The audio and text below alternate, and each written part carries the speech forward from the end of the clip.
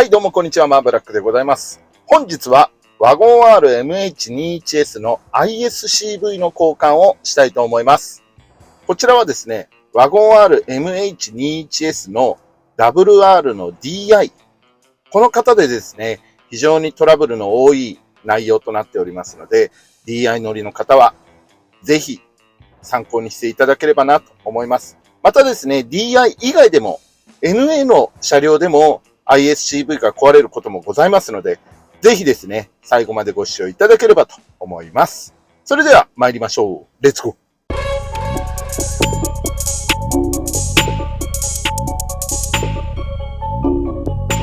はい、ということでですね、今、こちらタコメーター、回転計をですね、見ていただいてるんですけれども、こちら今、900回転ぐらいになっております。そしてギアはですね、今ドライブを入れている状態なんですね。その状況下で、オーナーさんからのお話では、信号待ちをしている時なんかにドライブで入れっぱなしの状態で止まっていると、エンジンまでストップしてしまうと。要はエンストですね。その状態が起きてしまうので、どうにかしてくれないかということで、今回 ISCV の交換作業を受けたまわりました。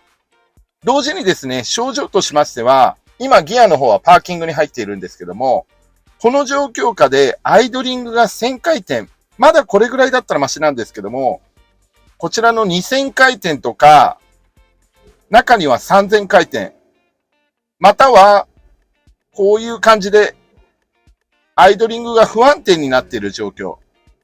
こういう状況になってますと、大体が ISCV が壊れている症状となりますので、こういう車両が見受けられる場合は、ISCV を交換した方がいいのではないかなと思います。早速ですね、ISCV の交換作業の方に入りたいと思います。はい。ではですね、まずは何の作業から入るかと言いますと、マーブラはですね、一応念のために、こちらのエアクリーナーを外します。このエアクリーナーを外してから、インタークーラーを外して、スロットルボディを外すと。このような要領でやっていきたいと思います。まずはこちらのエアクリーナーを外していきたいと思います。エアクリーナーを外すに関しましては 10mm のソケットレンチとプラスのドライバーを使います。まずはここのホースバンドを外します。はい、緩めました。そうしましたら、こことここに2箇所の 10mm のボルトが入ってますので、こちらを外します。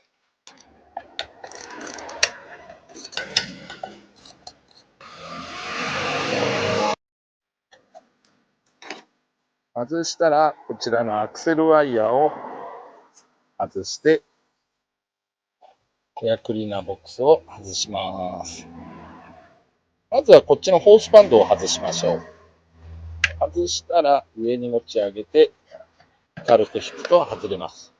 この時、エンジンオイルレベルゲージに干渉してですね、こちら樹脂となってますんで、これを折らないように気をつけてください。あとですね、こちらの 10mm のスパナでですね、バッテリーのマイナス端子を外しておいてください。こちらはですね、ISCV を交換する際は、ECU をリセットしなければなりませんので、そのためにバッテリーマイナス端子を外します。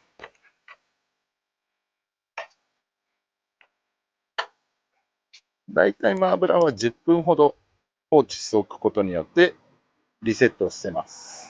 そして今回ですね、エアクリーナーを外して分かったんですけども、ISCV がこちらの横から交換できそうなので、ちょっとそちらを試してみたいと思います。まずカプラーを抜きます。カプラーを抜きましたら、スペースを確保してですね、ここにボルト3本入ってますので、プラスドライバーで外したいと思います。舐めらないように気をつけましょう。ネジを落とさないように注意しながら外していきます。落としちゃうと面倒なことになりますので、お気をつけください。はい、ネジ3本外れました。そうしたらですね、こいつを引くと、これが ISCV となってます。これを外しました。はい、そしてこちらがですね、新しい ISCV となります。ISCV とガスケットが付属されて、梱包されております。こちらをですね、交換したいと思います。こちらですね、純正だと ISCV 単体っていうのは売ってないんですね。スロットルボディ全体で販売されているので、非常に高価になってしまいます。なので、今回はですね、インターネットで ISCV を購入しました。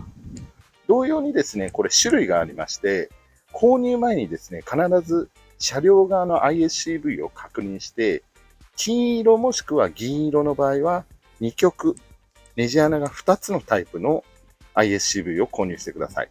そして、今回こちらの車両は3極、ネジがですね、3本タイプの ISCV だったので、こちらの3本タイプの ISCV を購入しました。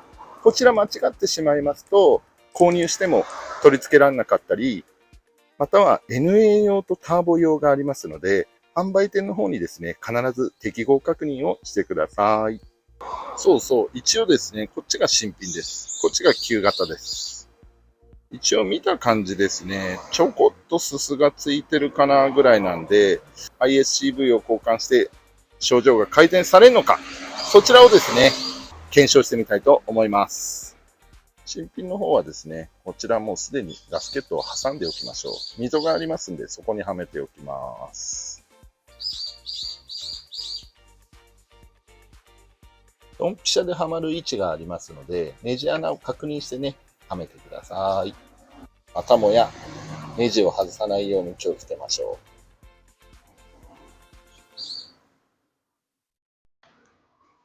う。3本目の一番下はね、特に落とさないように気をつけてください。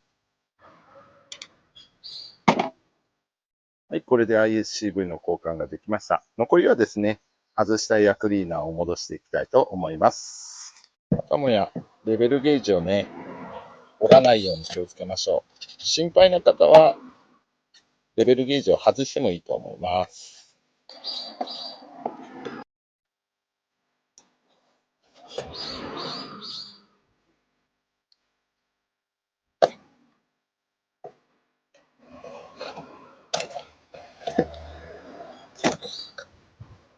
アクシデントがありました。こちらのね、ゴムのシールがタペットカバーの方に中に入っておりましたんで、ここね、中に沈め込まないように気をつけましょう。これ中に入れてしまうと、二度と取れなくなってしまいますんで、十分気をつけてください。さあ、それで改めてもう一度はめたいと思います。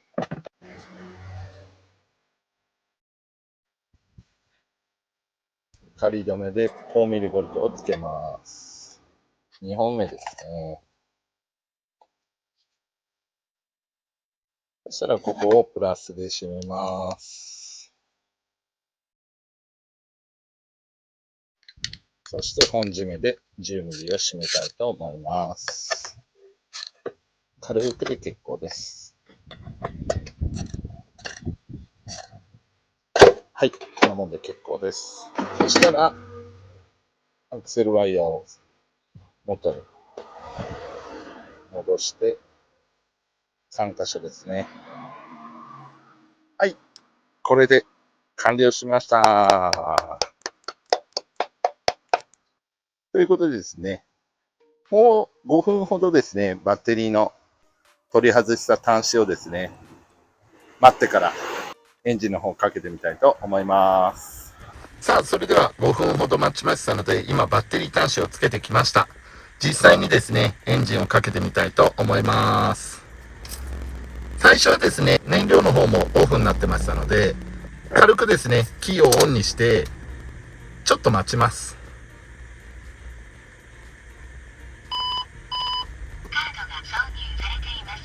はい、これぐらい待ったらですね、実際にエンジンをかけたいと思います。果たして症状が治ってんのかどうかです。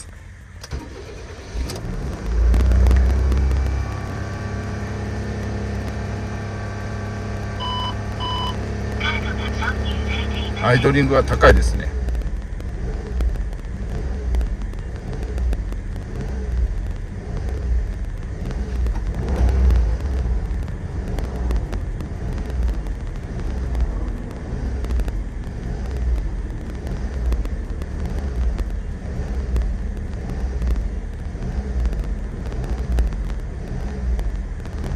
なんでしょう。ハンチングしてます。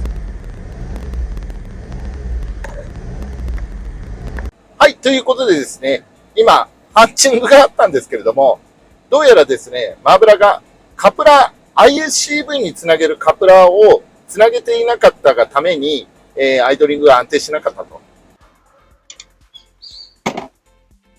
単なる凡ミスでございました。はい。大変失礼いたしました。素人なのでご理解いただければと思います。はい。ということでですね、無事にアイドリングの方も安定しました。ご覧ください。このような感じでですね、ドライブに入れてもエンジンがストップすることなくアイドルアップがちゃんと働いてくれるようになりました。なので、これでおそらく症状は改善されたんじゃないかなと思います。これで症状が改善されない場合なんかは、EGR バルブとかね、そこら辺の異常も考えられますので、DI に唯一ついてる EGR バルブなので、そういう症状が現れる可能性もなきにしもあらずなんですが、今回は ISCV を交換することによって改善いたしました。ということでね、これでこの車も無事に走ってくれんじゃないかなと思います。ということで、最後までご視聴いただき誠にありがとうございました。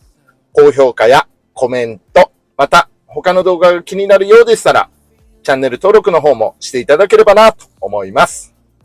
それでは最後にマーブラじゃんけんをしたいと思います。準備はよろしいですか？マーブラじゃんけん、じゃんけんぽいということで、マーブラはグーでございました。それではまたお会いしましょう。さよなら。